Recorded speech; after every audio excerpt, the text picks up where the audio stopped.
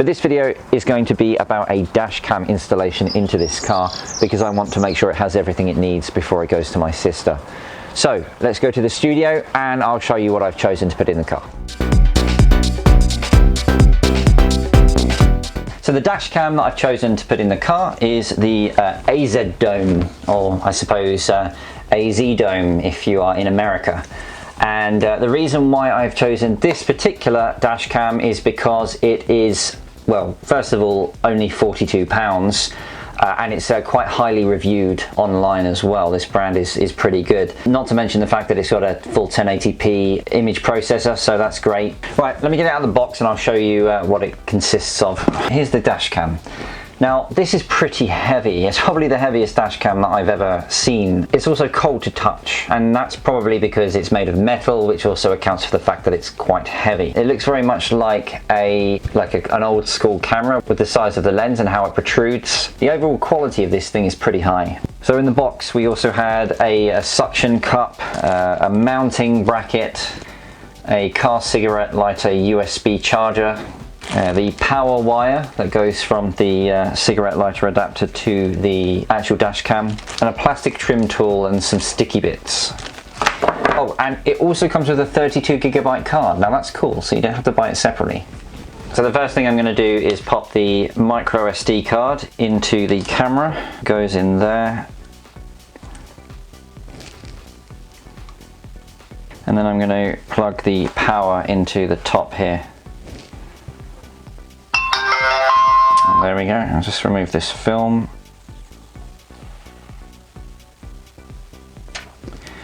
There we go. Right, it says I should format the card before we do anything, so I'm just going to go into the menus. There's the SD card menu. Format micro SD card, yes, okay. There we go, format SD card complete. Right, let's have a look at the menus. So I'm going to open the menu. Right, so you can see the first one is allowing you to choose the resolution. It's set to 1080p at the moment, which is what I'm going to keep it at. The recording files are 3 minutes long, so that's fine. Do I want to have my microphone recording as it's going along? Exposure levels, I assume that's to actually turn the camera off. ADAS, this is interesting. This has lane departure warnings built into it, so it detects where the lines are on the road, and if you go over the line, it gives you an audible warning. I absolutely have no interest in that whatsoever. This is the G sensor, so this is how sensitive it is to impact. What these cameras generally do is if they sense an impact, they will immediately save the file, so that if the camera gets thrown off and broken for whatever reason, the file's already been saved, so that evidence is always going to be there. Also, this camera also has a parking function, which is actually the next thing here. And if you turn this on, if your car is hit, it will record for 1 minute using a battery that's built into this unit. That means that you're going to get some evidence of someone hitting your car as long as the battery lasts long enough to record it. Language is English. You've got your volume there. You've got a screensaver mode there. That's the frequency of the video. It's set to 60 Hz, which is where we're going to leave it. That is the time stamp options, so you can change how the time is shown on the recording. And this also has a fatigue warning, so if you are driving for a specific period of time, this will emit an alarm to make sure that you're still awake if you want that to happen as well, which obviously is not something that I'm personally going to be using. Right, all I really need to do is just make sure it's recording like it is now, and I can just fit this straight into the car, which is basically what I'm going to do now.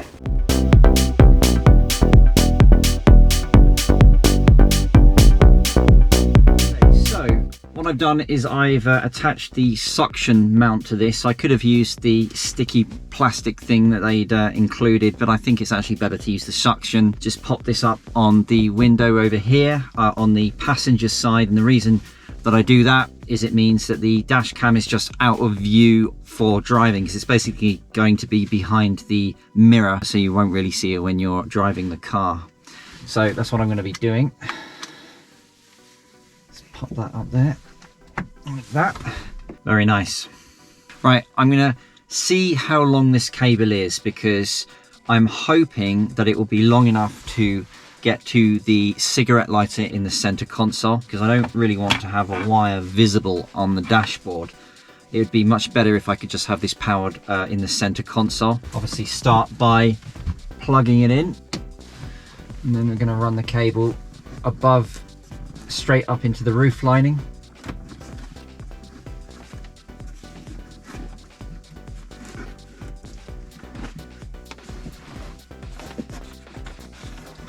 And then into the pillar.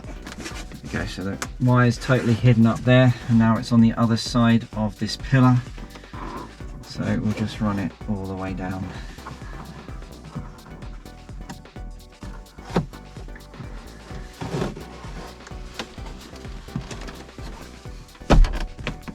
And you see, I didn't actually have to take the pillar off. If I did want to take the pillar off, I might flip this airbag and there's probably a screw there, but as it happens is I can just run the cable straight down this side in the rubber seal. Right, at this point we're going to have to open the door to get the rest of it done.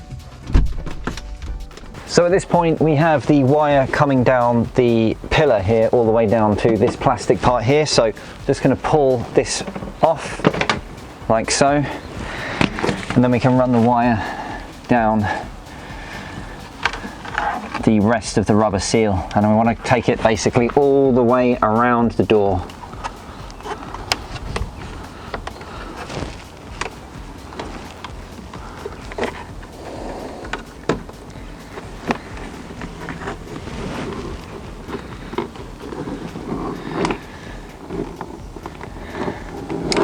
And then we put this plastic bit back on. Now if you look, you can see where the two pieces of carpet for the front and the back of the car meet. And that is basically where we want the wire to go down so that it's completely invisible. So what we're going to do is we're going to lift up this plastic trim.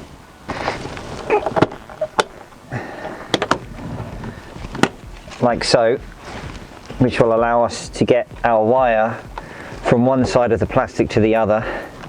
We just run it underneath here till we get to the carpet change, and then we can pop the wire underneath.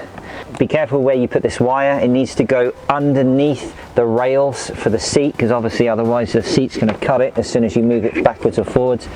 But you should be able to see the amp when you're down here, so you can just run it down where the amp is, because that's underneath the seat. So just make sure it's under the carpet so you can't see the wire, and then we can put the plastic trim back on. Just make sure the rubber seal is over the top of it.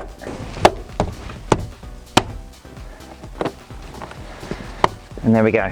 So now we have a wire that goes all the way around, down and underneath the seat, and it is completely invisible. So here's the wire. As you can see, it goes underneath this rail. And what we need to make sure is it goes underneath the other rail as well. Really important you don't put it over the rail, because if you move the seat backwards and forwards, it's just going to chop the wire. So it needs to go underneath.